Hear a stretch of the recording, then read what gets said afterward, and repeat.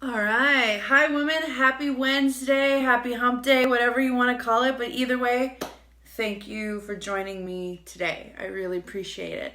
So, today, I've been posting a lot. I've been posting a lot in our group, and I really love and appreciate all of you who are hanging out and checking things out and interacting with some of the stuff that's happening in the group. Just like, honestly, stay tuned if you're hoping for some more. I have so much more coming for you. I'm about to blow your minds the next few weeks. So I'm really, really excited. So keep sticking with me, keep hanging out with me, and I love you and appreciate it. So thank you so, so much. But today's topic, what is today's topic? So today's topic is the tools for change. So as you can see, I've been posting a lot about shifts and change and doing all of that stuff. And I mean, I pay a lot attention to like the lunar energies and astrology and just energy and vibration in general. And I pay a lot attention to that kind of thing. And I love it. But if you do follow the planets and follow the energies, or even just like, and even if you don't, and you've just been kind of noticing that things have been getting pretty intense, things have been like pretty real. A lot of people have experienced losses this year, a lot of losses of jobs or changes and transitions in jobs, a lot of losses and changes in family and family members. I know I've lost family members this year. Friendships, personal friendships. I know like personal friendships and relationships of all kinds. I've seen, I've heard, I've been part of some major changes, some major shifts in relationships this year. So it's been a bit of a year. So that's why I've been posting a lot about it, because there has been a lot of shit happening. There's a lot of shifts happening because of that shift happening.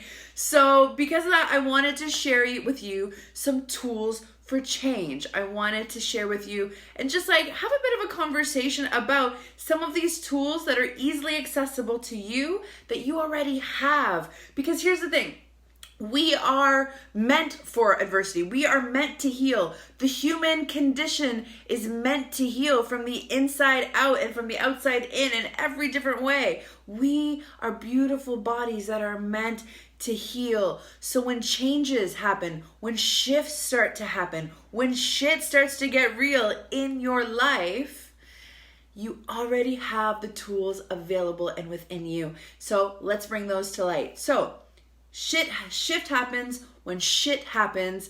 And, if we want to maintain some of these changes, if we are looking at stuff and wanting to remove the stuff that kind of no longer serves us, first rule is to know that changes don't happen overnight, because it takes practice. Practice is the number one tool that you already have available to you in order to sustain the change on the long term. So practice. How do you turn a long term, or how do you sustain a habit? How do you, what is the science behind that? So some people will say, or I've been reading some journals about it, and some people will say that 21 days. So after 21 days of cutting something out or doing something consistently, it turns into a habit, which is pretty neat. The thing is that 21-day rule is for stuff like drinking water. So if you want to remember to drink water every day, sure, do that straight for 21 days. You will drink water more at the end of the 21 days,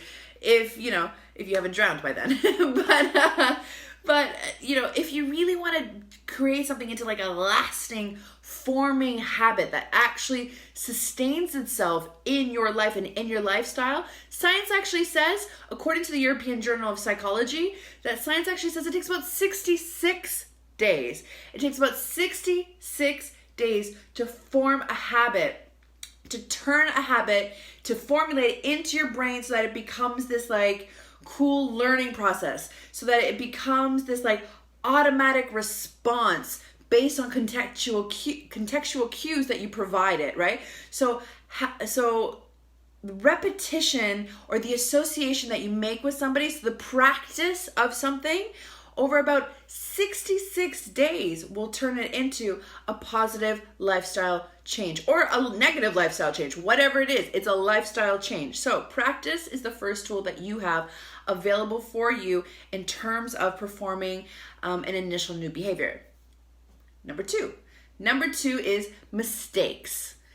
Yes, mistakes. Mistakes are a gift, my beautiful friends. They are a gift. So I just have a couple like fun quotes here for you because I love quotes and they're really fun, and inspiration is always really great, especially from people who have lived really adverse lives. So Oscar Wilde says, "Experience is the name everyone gives to their mistakes." Why do we listen to our grandmothers, our mothers, our older sisters? You know what I mean? Why do we listen to the women and the men that have come before us? It's because they have the experience. They've had these opportunities to make these mistakes, right? Mistakes show us what needs improving in our lives. That's what mistakes do.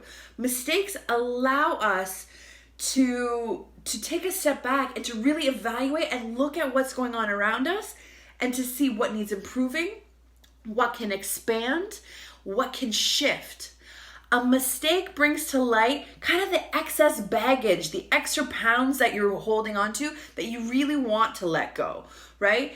A mistake is an opportunity for a lesson. It is an opportunity for us to grow and go. That is what a mistake is. That is what they do. So don't get down hard on yourself when you make a mistake in life. I want you to make all kinds of mistakes. I want you to try forming different habits that serve your life until you kind of get your own personal, unique, and awesome recipe down. That's what I want from you. So mistakes, number 2, that's a tool. Number 3, adversity. Such a great word. So adversity, if you're unfamiliar with the term, means difficulties or misfortune, right? So if you're faced with an adverse situation, it could be a difficult situation that you are being faced with. Right? Makes sense. So here is why adversity is actually a really awesome tool for change for you. Because sometimes we need to hit rock bottom. Sometimes we need to lose everything. Sometimes we need to be faced with a difficult situation in order to be faced with what we can no longer ignore. That's what we need. We need to be faced with adversity in order to remind us that we're alive, in order to remind us what is important, in order for us to look at what no longer is serving us and remove it from our lives. Remember, shit happens so shift can happen. I'm just saying. It makes sense. Tool number 4, vulnerability. Vulnerability is an awesome tool that you already have within you, and you have the ability to practice that and exercise being vulnerable with yourself and potentially with other people. So vulnerability is when we become afraid to put ourselves out there. Vulnerability, though, leads us to create our dreams. It leads us to take risks. Vulnerability allows us to put ourselves there and say, I'm here. Now what? That's what vulnerability does. Vulnerability is about taking risks. Vulnerability is about saying, this isn't working for my life anymore. I gotta walk away from it. I mean, me doing this with you guys right now, this is me being 100% vulnerable in one of my safe spaces, like no makeup on my face, just like hanging out with you guys, putting together this women's group that I really have a strong passion for, and I really think can serve all of us women in a variety of different ways. And this is me being vulnerable, and my vulnerability and the measure of my vulnerability and the success of me practicing my vulnerability with you in my life, for me, it's not based on numbers. It's not based on likes. It's not based on views. Those things are fun, but like really in the grand scheme of things, it doesn't mean anything to me or to really, the universe and life, right? When I am allowed to be vulnerable with you, how I am measuring success out of that is that if I can look in the face or read a response from one of you, from a woman or a client or a person in my life that says thank you, that says I know what you're going through. I hear you. I'm feeling you. I'm doing the same thing. That to me really reinforces me to practice my vulnerability even more fully in my life and continue to take the risks so that when shit continues to happen, the shift will happen. Tool number 5, patience. Patience is one of those things that's interesting. So if you know me, I have a very interesting relationship with patience. Some people in my life will say that I am actually the most patient person that they've ever met. Some people in my life will say that I am absolutely the most non-patient person that they have met, especially if you drive with me. I'm sorry, but it's a practice, it's a thing. But patience is about letting every situation be what it is, not what you think it should be. That's what patience is. Patience is about letting things be what it is, not what you think it should be. That's hard. Letting go of that control, letting go of needing to have the answers, standing vulnerable for a second with yourself exposed.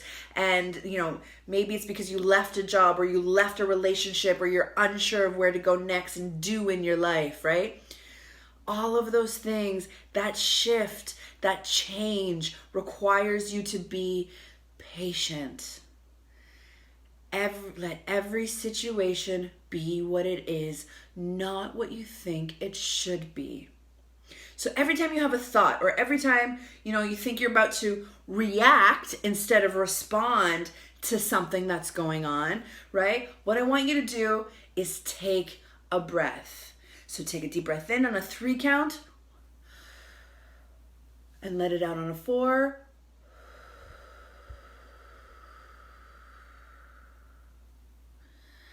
And then say what you're going to say or do what you're going to do.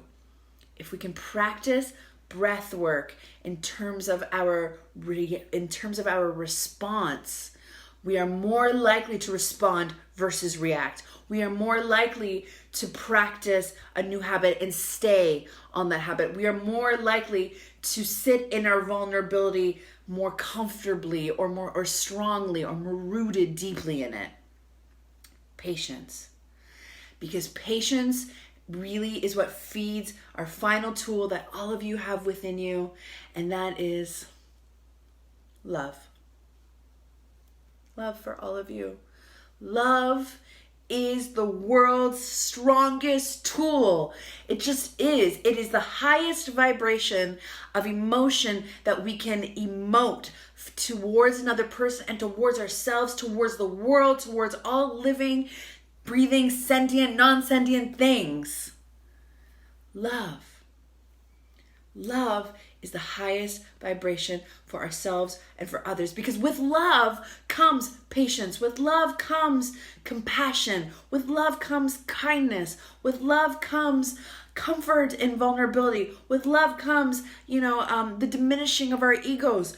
With love comes a choice to respond versus a reaction.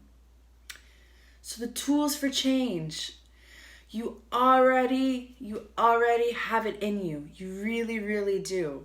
You have all of these. You have love. You have patience. You have vulnerability. You have the ability to face adversity. You have the opportunity to make mistakes and turn them into learning opportunities. And you have the opportunity to practice that which you need in your life. So thank you for joining me. Thank you, Joe. I saw your comment down below. Patience, I know. Patient, blow my mind. Sometimes, and you know what? Sometimes we go in and out of struggling with patience and trust. Trust is where we need to move into and is one of those things that we gain out of practicing the tools for change. But thank you, Joe. I'm going to take that. I'm going to write that suggestion down, that lovely suggestion all about practicing trust. And I'm going to do something about that in this group. So thank you so much. I'm going to like that, and let's do something about it. Let's talk about trust. Let's talk about how we're faced with trust. So thank you, Joe, for that. And thank you, Misty, for your comment. I appreciate it. I'm really hoping that you're going to enjoy this group. Now, before I kind of wrap up, because those were the tools for change, before I kind of wrap up, I do want to keep you kind of informed that there is going to be some guests kind of dropping in and out of this group. And I hope you enjoy. I hope you like it. So keep your eye out. Keep your, keep your attention going with this group, because there's going to be some people, some women who are helping me create this world for women, dropping in and giving you some of their magic downloads, because I can't do this on my own. This is a world for women created by women, and I want more women to be involved in how we learn and how we create this community and how we can literally lift each other up. So, I love you guys so much. I hope you are excited about the next few weeks and some things that are coming out. I did, though, however, pull a goddess card for you. I started that practice last week with the videos, and I'm kind of digging it, and I'm still feeling this goddess card deck. So I like using cards. I think they're just a really fun tool and a great thing for us to reflect on. So today's card is Athena. And Athena is all about inner wisdom. So she is all about, you know what to do. Trust your inner wisdom and take appropriate action without delay. Which is kind of interesting that that card popped out for us as I was talking about the tools for change today. So listen to your inner Athena. Call upon her. Use your tools. Practice your tools. And I love you, beauty, so much. Mwah. Peace and love. Thank you.